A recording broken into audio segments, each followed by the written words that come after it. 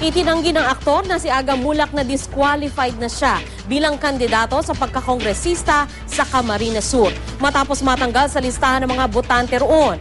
Wala pang desisyon ng korte sa apela ni Mulak kaugnay sa pagpapatanggal sa kanya sa voters list. May news to go si Isay Reyes. Naniniwala ang aktor na si Aga Mulak na pakanalang daw ng kalaban niya sa politika ang pagpapatanggal sa kanya sa listahan ng mga botante ng Camarines Sur. Base sa petisyon ng Election Registration Board, idineklara noong October 25 ng San Jose Municipal Circuit Trial Court sa Camarines Sur na hindi kwalipikadong botante doon si Aga at ang kanyang asawang si Charlene. Hindi raw kasi na-meet ng mag-asawang 6 na buwang residency requirement bago sila nagparehistro bilang mga botante noong Marso. Pero ayon sa kampo ng mag-asawang Mulak, noong 1 taon pa sila bumili ng property sa San Jose at pabalik-balik sila roon.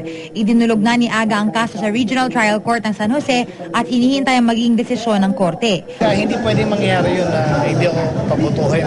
Kasi una, karapatan ko yun bilang taga-Digden na talaga makapag-rehistro ako bilang isang botante.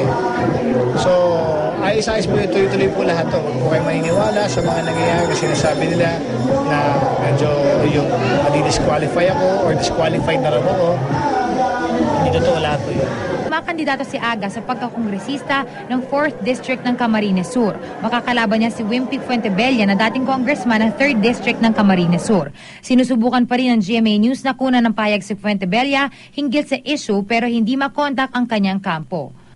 Isay Reyes, GMA News.